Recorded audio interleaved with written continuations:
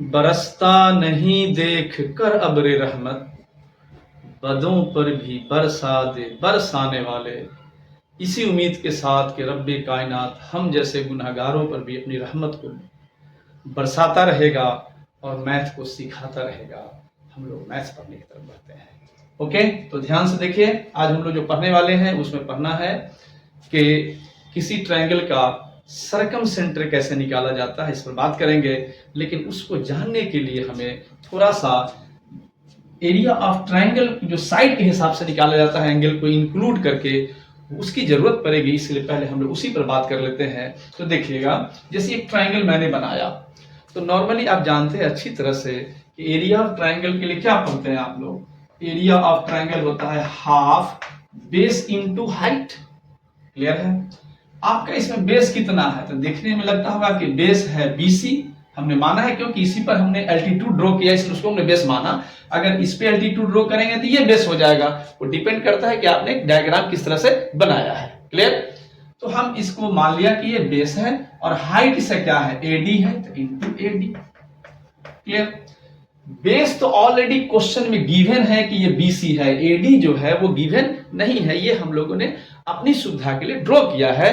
तो जब भी कोई चीज अपनी सुविधा के लिए आप ड्रॉ करते हैं तो उसका समाज में कोई वैल्यूएशन नहीं होता है, ठीक है ना, वो नेचर के खिलाफ है, इसलिए उसको क्या किया जाता है, रिमूव कर दिया जाता है। इसलिए आप AD को रिमूव कीजिए। तो AD दो तरह से हटाया जा सकता है, क्योंकि AD के द्वारा दो ट्रायंगल बन रहा है। एक ट्रायंगल है ABD और एक है ACD।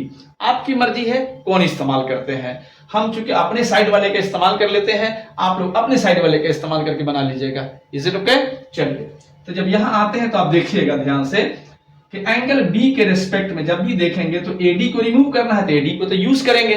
ठीक है, तो AD कितना है आपका, इस एंगल के रिस्पेक्ट में AD आपका जो है वो क्या है, परपेंडिकुलर है। ये बात जानते हैं अच्छी तरह से आप। और ये 90 डिग्री है, तो इसके अपोजिट में जो साइड AB है ये क्या है, हाइपोटेन्यूज है। यानी इसका और इसका, यानी इसको हम इसके रिस्पेक्ट में लिखना चाहते हैं, इसीलिए किसका यूज करेंगे, ये है P और ये है H। तो P और H किसमें होता है, साइन में। इसीलिए इन ट्रायंगल ABD हम लिख सकते हैं कितना, साइन, बोलिए B, क्योंकि यही एंगल इसमें बचा हुआ है ना। तो साइन बराबर P/H, यानी P हमारा है AD और H हमारा है AB। Is it clear? यानी साइन तो साइन है, ये B हो गया, इक्वल टू AD। और बताओ AB को क्या कहेंगे, स्मॉल c कहेंगे, क्योंकि एंगल C के अपोजिट में है, तो स्मॉल c। सो ये हो गया small c sign B equal to AD।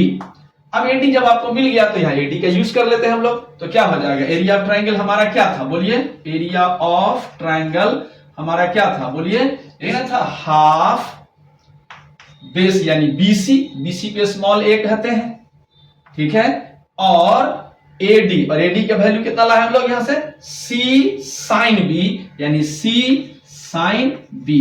That means area of triangle होता है, अगर हाफ तो रहेगा ही सब में, और अगर AC है तो साइन B होगा, अगर AB होगा तो साइन C होगा, और अगर BC होगा तो साइन A होगा। यानी जो दो साइड इस्तेमाल करते हैं उसी के बीच का एंगल होगा। जैसे आप यहां देखिए A और C है, तो आपका A कौन है, A है दिस वन, और C कौन है, दिस वन। इन दोनों के बीच में कौन एंगल है, B, तो ये साइन B है ना। यानी जब भी दो साइड इस्तेमाल करते हैं तो उसमें साइन आता है साथ में, लेकिन किस एंगल के साथ, जो एंगल उस दोनों साइड के मिडिल में बना हुआ है, यानी उन दोनों साइड के हेल्प से जो बना हुआ है। इज इट क्लियर हो गया? दैट मीन्स आपको एरिया ऑफ ट्रायंगल जब भी निकालने की बारी आएगी तो आप लिख सकते हैं हाफ, दो साइड जो भी ट्रायंगल का इस्तेमाल करें, इनटू साइन, और उन दोनों के हेल्प से जो बना हुआ एंगल है, सो। यानी यहां AC है तो साइन भी हो गया, कोई दूसरा होता तो दूसरी बात हो जाती। यहां तक बात समझ में आ गई? तो इतना नोट कर लीजिए। Is it clear?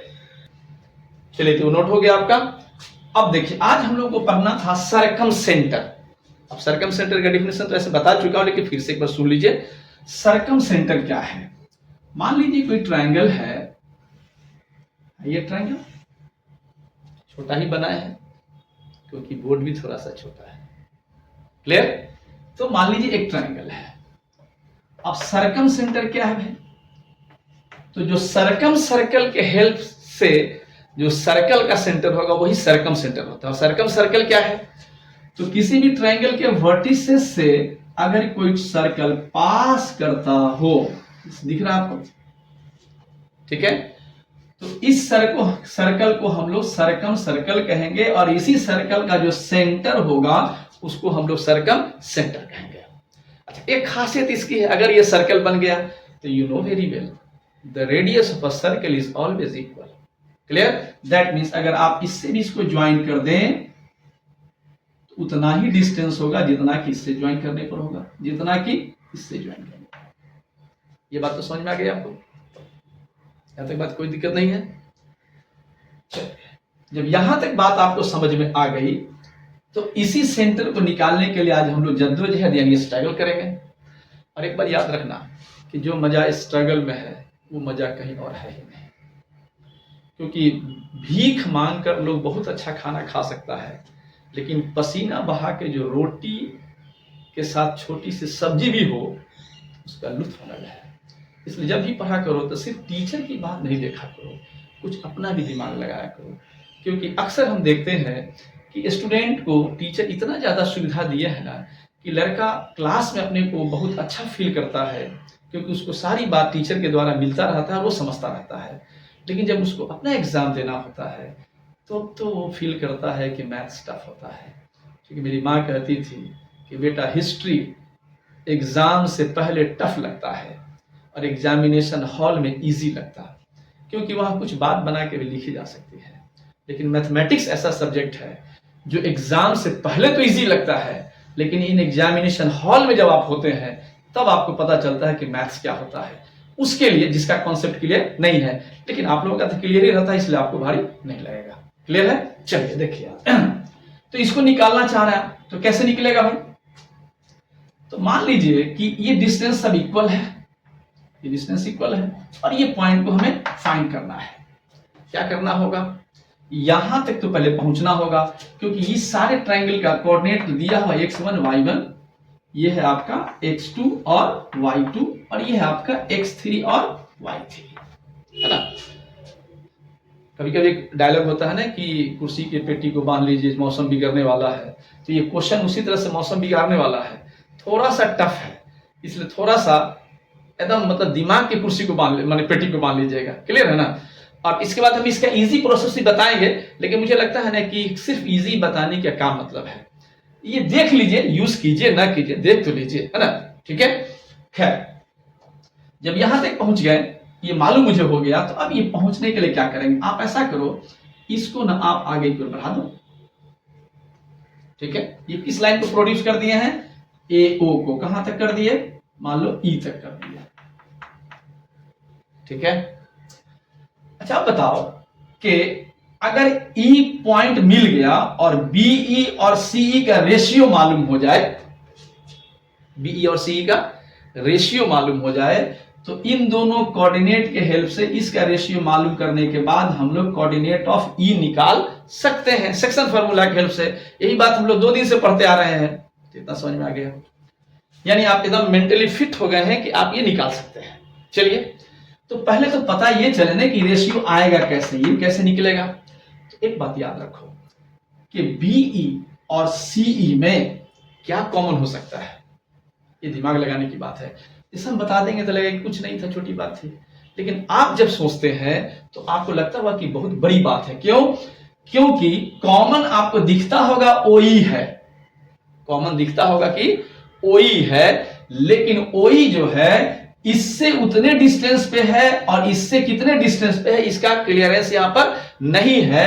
लेकिन अगर यहां से आप एल्टीट्यूड को ड्रॉ कर लेते इसी पॉइंट ओ से, डायग्राम में थोड़ा दिखता नहीं है लेकिन समझ लीजिए कि ये ओडी जो है वो परपेंडिकुलर ऑन बीसी है।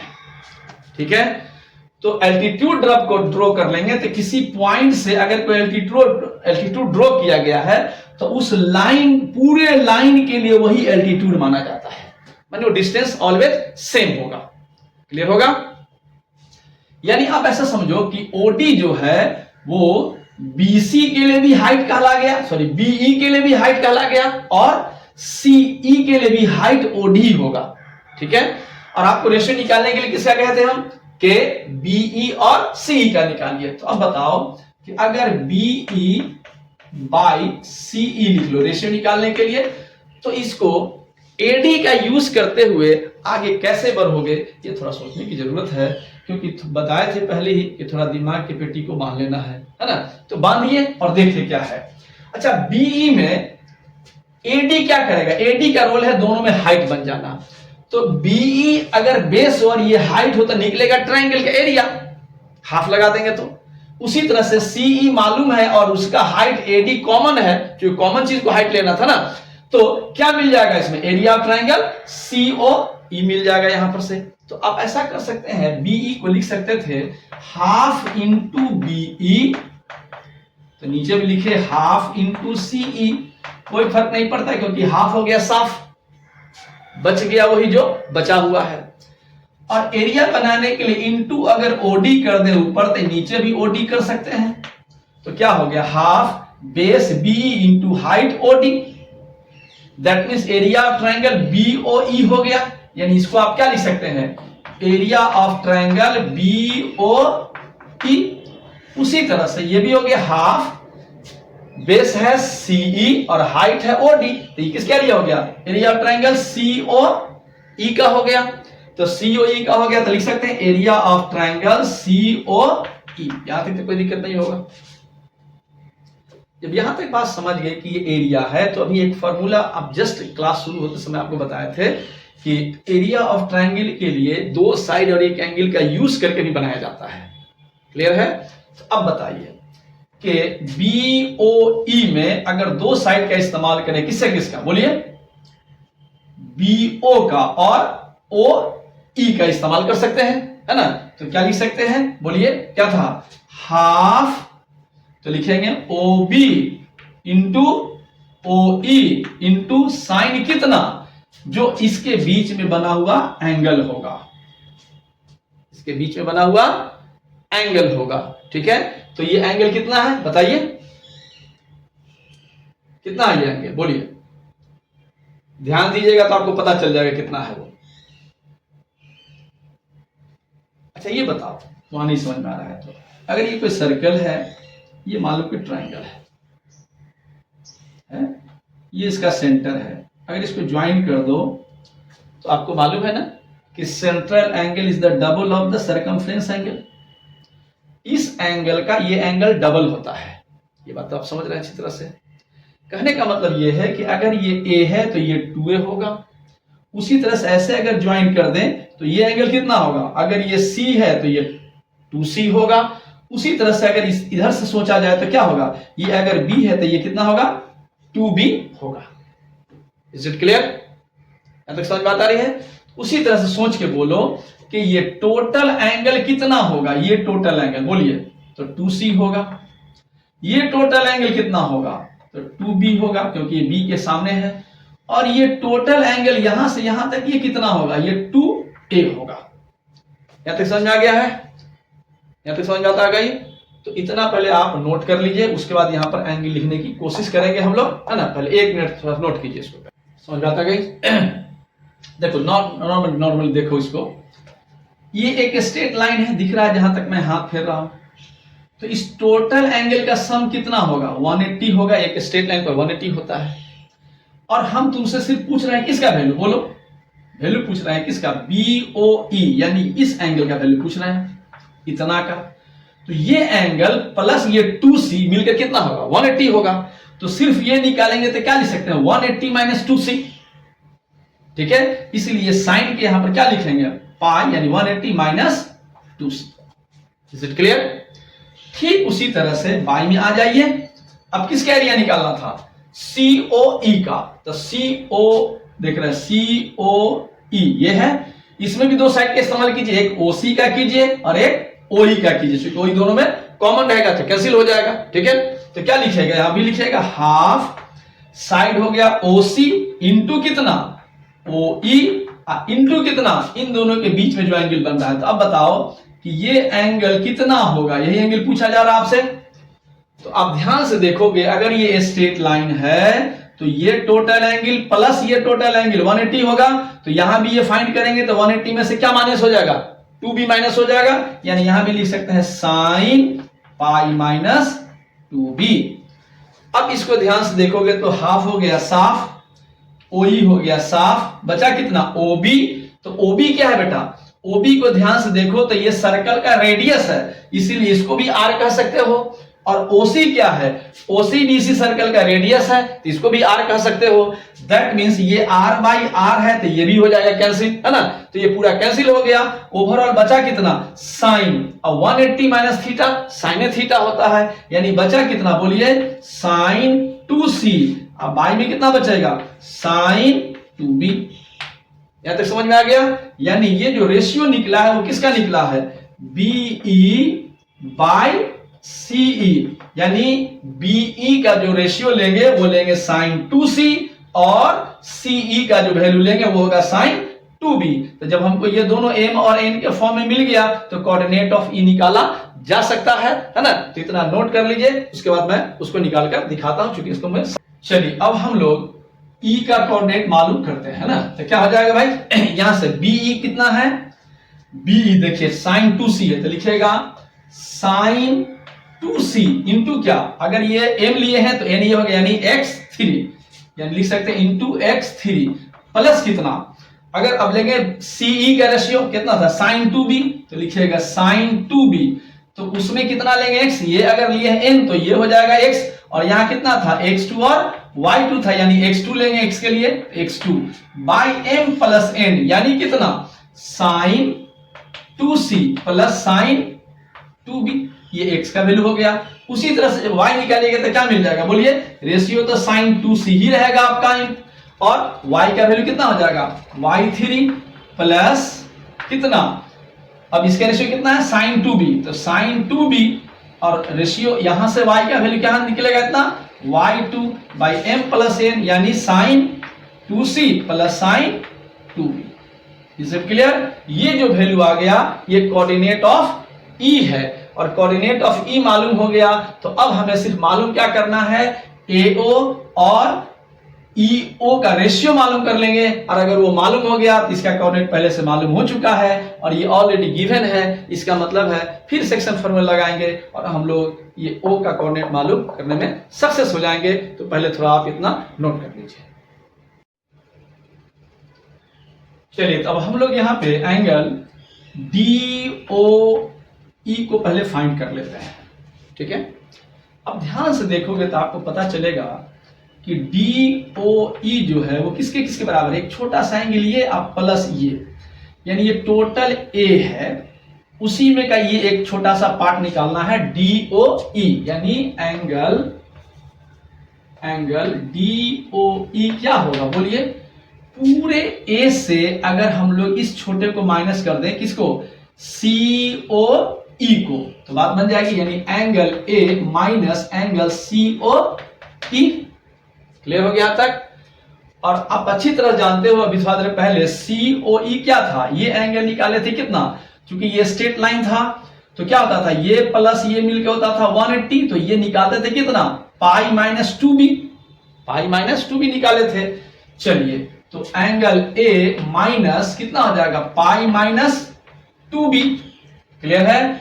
और A को भी आप समझ रहे हैं कि एक ट्रायंगल में 3 एंगल है A, B और C, तो A plus B plus C equal to 180 होता है। तो A निकालेंगे तो क्या होगा, 180 minus B minus C। Clear है ना। तो A के प्लेस पे क्या लिख सकते हैं, pi minus B minus C, और इस ब्रैकेट को हटाएंगे तो हो जाएगा माइनस पाई और minus minus plus 2b। Overall pi cancel हो गया और 2b में से b माइनस होगा तो सिर्फ b बचेगा और माइनस में c है। Therefore the value of angle DOE कितना हो गया, b माइनस c मिल गया। यहां तक हम समझ में आ गया। अब इतना समझ में आ गया तो एक आसान बात ये आप समझ लीजिए कि ये जब छोटा एंगल आपको मालूम है तो एक ट्रायंगल है, ध्यान से देखिएगा डायग्राम को ठीक से, तब समझ में आएगा। DOE में ये तो 90 डिग्री है, 90 डिग्री है। हमको रेशियो चाहिए था किसका, EO का किसके साथ में, AO के थे। AO तो मुझे मालूम ही है कि वो R है ना। हमको जो भी काम करना है किसके लिए करना है, OE के लिए करना है। तो बताओ 90 के अपोजिट में OE है, तो इस छोटे से ट्राइंगल के लिए OE क्या है? हाइपोटेन्यूज है। और ऑलरेडी इसमें एक गिवन है कॉमन में, कौन? OD। तो OD क्या है? इस एंगल के रेस्पेक्ट में यानी बगल में है तो बेस है। तो B और H किस में होता है? कॉस में। तो आप लेकर चलो इस एंगल के साथ कितना? Cos B minus C। तो कॉस बराबर क्या होता है? B by H। और इसमें B कौन है? OD। अब बाई H कौन है? OE। क्लियर हो गया यहां तक? यानी ओवरऑल अगर आप OE यहां से निकालें तो क्या मिल जाएगा? बोलिए, OD बाई कितना? Cos B minus C। Clear? अब OD कितना होगा उसका वैल्यू यहां पुट कर देंगे तो दोनों सॉल्व हो जाएगा। तो देखो OD, इधर ट्रायंगल में आओ, BOD में आओ, इधर इस साइड जो ट्रायंगल है, तो BOD में इस एंगल A के रेस्पेक्ट में ये क्या है? बेस है। आई 90 के रेस्पेक्ट में ये क्या है? H है। तो यहां भी कॉस का इस्तेमाल करेंगे। तो साइड में मैं पहले यहां निकाल देता हूं, फिर यहां पुट करेंगे, है ना? तो देखिए क्या होगा, इसका वैल्यू देख लीजिएगा। इसमें लिखिएगा, इस ट्रायंगल में जिसमें हम ऐसे दे रहे हैं एरो, है ना? क्या होगा? आप लिखेंगे कॉस, कौन एंगल है ये? A है। ये एंगल कितना था? A है। तो कॉस A बराबर कितना? B by H। तो इस एंगल के रेस्पेक्ट में BOD है और H क्या है? ये पूरा OB है। क्लियर हो गया? यानी OD का वैल्यू कितना होगा? OB cos A equal to OD हो गया। यानी OD के प्लेस पे आप यहां क्या लिख सकते हैं? बोलिए, OD के प्लेस पे क्या लिख सकते हैं? OB cos A। और OB है क्या बेटा? तो चाहो तो इस्तेमाल कर सकते हैं, इसको R कहते हैं, तो लिख सकते हैं इसके बदले में कितना? R, OD के बदले में R cos A, R cos A by कितना? cos B minus C। ये वैल्यू किसका है? OE का है ना? यानी OE हम मालूम करने में सक्सेस हो गए। तो अब हमारी बात बहुत नजदीक पहुंच गई है, अब ज्यादा परेशान होने की जरूरत नहीं है, क्योंकि जब OE मालूम है तो OA ऑलरेडी मालूम है, इसका वैल्यू R है ना? तो OA बाई OE कर लेंगे, इसके रेशियो से हमको मालूम हो जाएगा, फिर हम लोग आगे इसको सॉल्व कर लेते हैं। चलिए, तो अब हम लोग किसके रेशियो निकालना चाह रहे थे? OA by OE। बताइए OA क्या है? ये ऑलरेडी रेडियस है सर्कल का, तो लिखिए कैपिटल R बाई OE आप कितना ला है? R cos A। अब बाई ये था तो बाई वाला ऊपर चला जाएगा, कितना हो जाएगा? cos B minus C। Is it clear? फिर R कैंसिल हो गया, ओवरऑल रेशियो कितना आ गया? cos B minus C by cos A। Clear?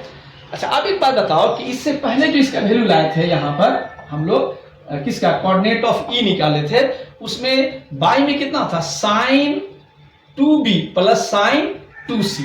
यानी sin 2A और 2B के कनेक्शन से वहां रेशियो था, तो इसको भी उसी में कन्वर्ट करने की हम लोग कोशिश करेंगे। तो इसमें एक काम तो आप कर सकते हैं, जो करना आपको लगता है कि कोई गलत नहीं होगा। क्या होगा वो? आप चाहें तो इसमें ऊपर नीचा sin A से मल्टीप्लाई कर दीजिए, तो यहां भी sin A से कर देंगे। इतना समझ में आ रहा है आपको? जब इतना आपको समझ में आ गया तो आप बताइए sin A into cos A, क्या इसमें लगा दें कि इसका वैल्यू sin 2A हो जाए? तो आप जानते हैं 2 से करते हैं तो 2 sin A into cos A sin 2A होता है। तो जब यहां 2 से मल्टीपल कीजिएगा तो ऊपर भी 2 से करना पड़ेगा, है ना? तो ओवरऑल क्या आ गया? 2 तो ठीक है अपनी जगह पर ऊपर में। अच्छा, sin A को क्या लिख सकते हैं? A के लिए बोले हैं कि A plus B plus C 180 होता है, तो सिर्फ A रहेगा तो क्या होगा?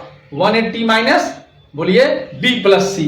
यानी हम लिख सकते हैं इसको कितना? बोलिए, इसको कितना लिखेंगे? हम लोग साइन A को क्या लिख सकते हैं?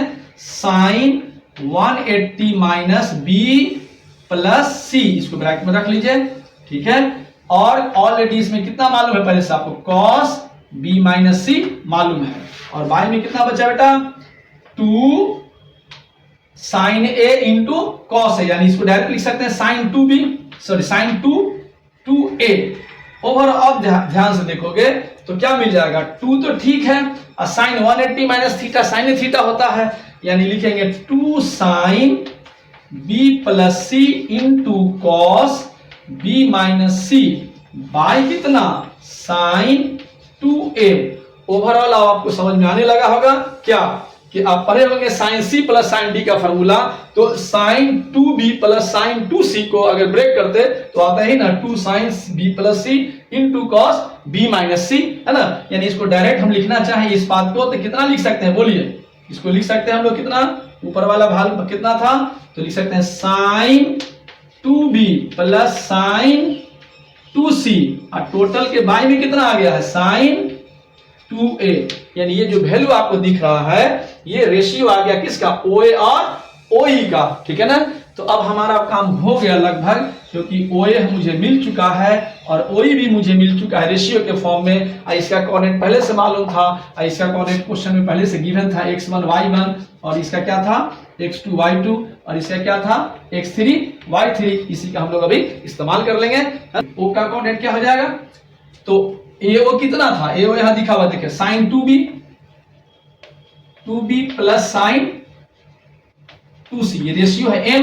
तो जब इसको m लेंगे तो यहां वाला वैल्यू x2 लेंगे, यानी कितना था इसका वैल्यू दिया हुआ, ये ना था x3 साइन 2c और प्लस x2 था तो साइन 2b था। अब बाई में कितना था m प्लस n, यानी कितना था वो sign 2c plus sine 2b था। अब इसको देखिए कैंसिल करेंगे तो क्या मिल जाएगा, इससे ये कैंसिल हो गया, इतना हो जाएगा ना। अच्छा, लेकिन इसमें प्लस होगा, ये हो गया mx2 ना, अब प्लस n, तो n कितना होगा, OE का रेशियो कितना है वो साइन 2a है, तो साइन 2a और इसका जब ये n लेंगे तो ये x1 आ जाएगा, यानी x1 ओवरऑल इतना के बारे में क्या लिखेंगे m प्लस n, तो m कितना है आपका ये टोटल और n ये नीचे वाला, यानी sine 2a plus sine 2b plus sine 2c। Overall result कितना आ जाएगा, O का x का वैल्यू है ना, कितना आ जाएगा, ये तो कैंसिल हो गया है, तो बचा कितना बेटा, यहां बचा x1 साइन 2a, वो ऊपर में x1 सजा के लिख दे रहे हैं, x1 sign 2a plus x2 sign 2b plus फिर क्या आ जाएगा x3 साइन 2c। अब बाई में कितना है m प्लस n, यानी कितना है sine 2a plus sine 2b plus sine 2c। Is it clear, ये x का वैल्यू हो गया है ना। तो इतना पहले नोट कर लीजिए, ये x का वैल्यू है। और इसी तरह से जब y का निकालिएगा इसमें तो क्या आ जाएगा, सिंपल सी बात है, बस जस्ट यही कंडीशन रहेगा, रेशियो चूंकि वही है तो हो जाएगा कितना y1 sine 2a plus y2 sine 2b plus y3 sine 2c by sine 2a plus sine 2b plus sine 2c। Is it clear, तो आप y अपने से निकालिए, क्योंकि कुछ काम खुद भी करना चाहिए। क्लियर है, ओके।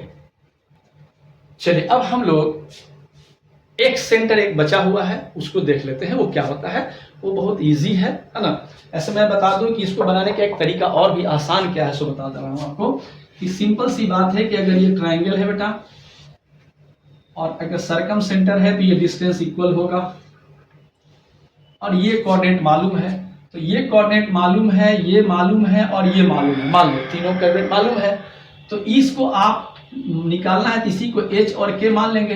तो डिस्टेंस फार्मूला से ये कोऑर्डिनेट और इस कोऑर्डिनेट के हेल्प से आप इसका डिस्टेंस मालूम कर सकते हैं। क्लियर, उसी तरह से इस कोऑर्डिनेट और इस कोऑर्डिनेट के हेल्प से इसका डिस्टेंस मालूम कर सकते हैं, और दोनों डिस्टेंस क्वेश्चन के मुताबिक मेरे डिफिनेशन के मुताबिक इक्वल है, तो इसको इक्वल कर देंगे तो एक h और k के फॉर्म में एक इक्वेशन मिल जाएगा, क्योंकि तो न्यूमेरिकल वैल्यू दिया रहेगा आपको। ठीक है, तो h और k के फॉर्म में एक इक्वेशन आया। उसी तरह से इसको और इसका भी डिस्टेंस निकाल करके दोनों को इक्वल कर देंगे जैसे पहले किए थे, फिर उससे एक इक्वेशन मिल जाएगा h और k के फॉर्म में। तो दो इक्वेशन हो गया लीनियर इक्वेशन, है ना, टू वेरिएबल लीनियर इक्वेशन है। और 10th क्लास में पढ़े थे टू वेरिएबल लीनियर इक्वेशन कैसे सॉल्व करते हैं, तो कभी h को मल्टीप्लाई करके k काट दीजिए या k के लिए मल्टीप्लाई करके h काट दीजिए, तो h और k दोनों का वैल्यू मालूम हो जाएगा, और वही h और k जो होगा उसका वैल्यू क्या होगा, सरकम सेंटर का वैल्यू कहलाएगा, है ना। तो ये सबसे आसान प्रोसेस है, बनाते समय इसी का इस्तेमाल कीजिएगा, क्योंकि जो फॉर्मूला ड्राइव किए हैं वो थोड़ा सा लंबा प्रोसेस है, लेकिन हमेशा कहते हैं ना कि बड़ा सोच से ब्रेन थोड़ा बड़ा बनता है, इसलिए हम ज्यादा स्ट्रगल कर दिए ताकि आपकी सोच थोड़ी लंबी हो, है ना, लेकिन प्रॉब्लम इससे बनाइएगा। अब चलते हैं हम लोग एक सेंटर की तरफ, है ना।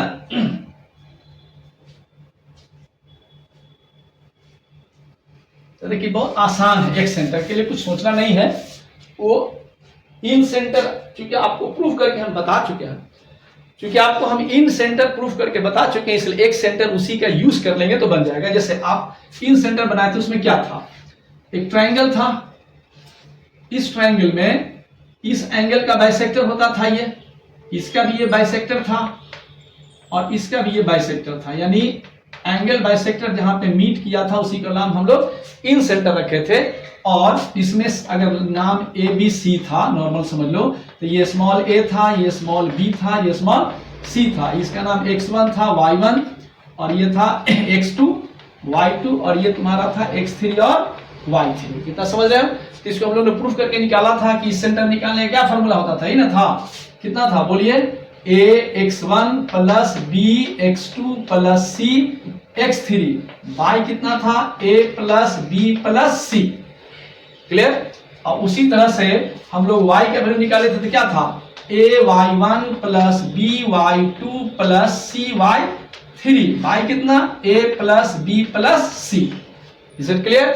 ये था जो फॉर्मूला, ये इन सेंटर निकालने के लिए था, जो हम लोग प्रूफ करके निकाल चुके हैं। आज हमको एक सेंटर के बारे में बात करनी है, तो उसका थोड़ा डायग्राम देख लीजिए, फिर आपको आसान हो जाएगा समझने में।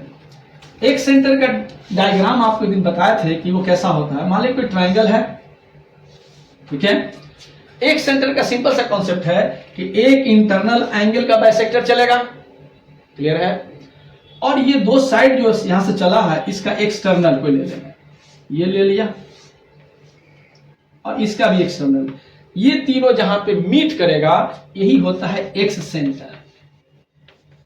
क्लियर है ना? तो इसमें करना कुछ नहीं है, फॉर्मूला वही रहेगा, है ना, बस आप याद रखिएगा कि जिसका एंगल इंटरनल बाइसेक्टर है वो माइनस में लिख देंगे। यानी इसको लिखने का क्या तरीका होगा, इसका वैल्यू ये होगा, किसका बाइसेक्टर है इंटरनल, बोलिए ए का है, तो ए के सामने वाला जो स्मॉल साइड है इसमें निगेटिव लगा देंगे।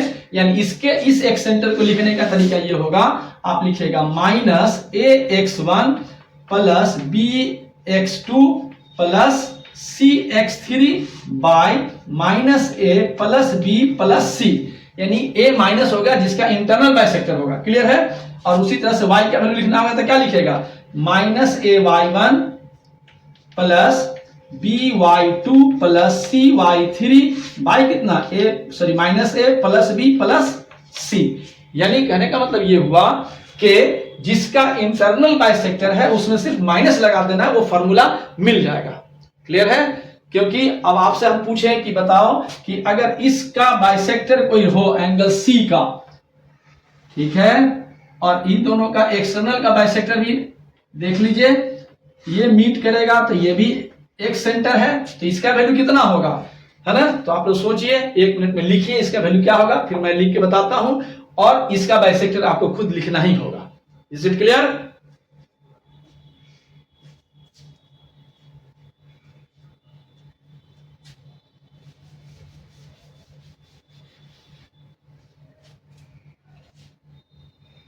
तो चलो लिख लिए तुम लोग, है ना? तो देखो इसका वैल्यू क्या होगा, इसमें किसका बाइसेक्टर है, बोलिए एंगल सी का, तो इसके अपोजिट वाला साइड क्या है, स्मॉल सी, यानी स्मॉल सी निगेटिव होगा और सब पॉजिटिव होगा। यानी आप क्या लिखेगा, A x1 plus B x2 minus C x3 by कितना, A plus B minus C, ये x का, उसी तरह y का क्या आ जाएगा, A y1 plus B y2 minus C y3 by कितना, A plus B minus C. उसी तरह आप समझ गए कि अगर इसका बाइसेक्टर चलेगा तो इसके सामने स्मॉल b है, तो b वाला पार्ट सिर्फ निगेटिव होगा, all are positive. That means क्या लिखेंगे आप यहां पर, a x1 minus b x2 plus c x3 by a minus b plus c हो जाएगा, और y के लिए a y1 minus b y2 plus c y3 by a minus b plus c।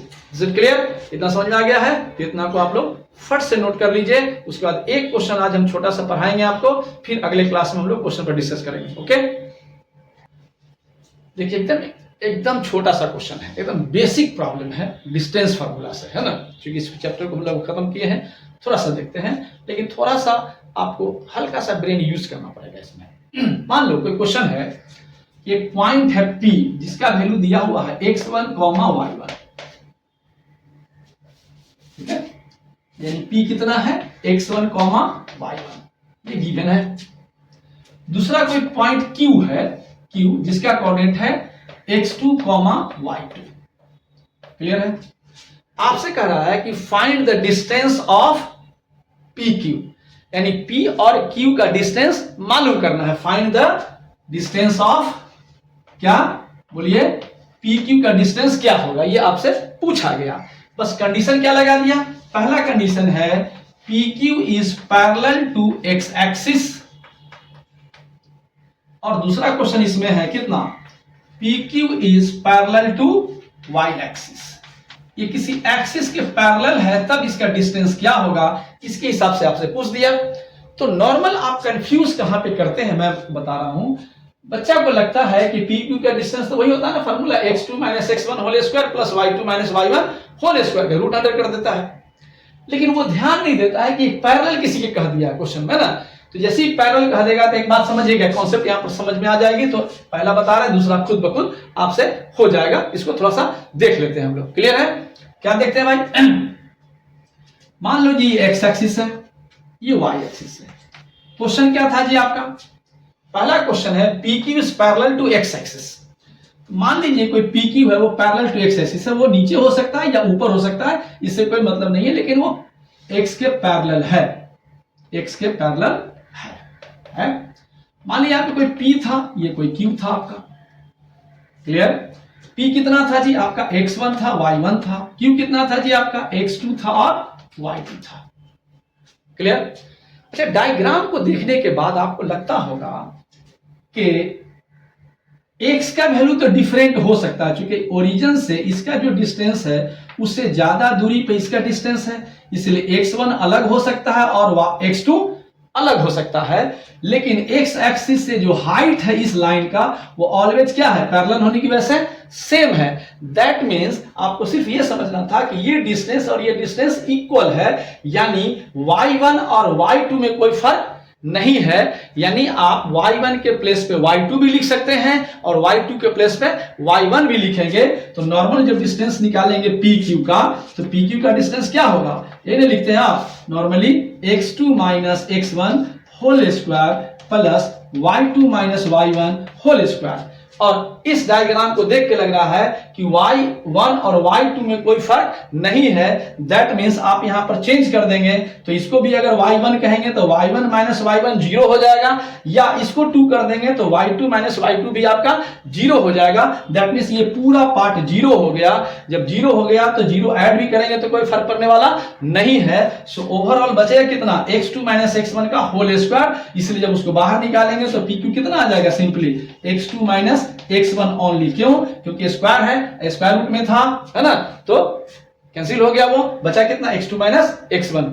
ठीक उसी तरह से अगर वो पैरेलल y एक्सिस के होता तो आप समझ सकते हैं कि लाइन आपका अगर ऐसे y एक्सिस के पैरेलल होता तो सेम क्या होता है इसमें, बोलिए?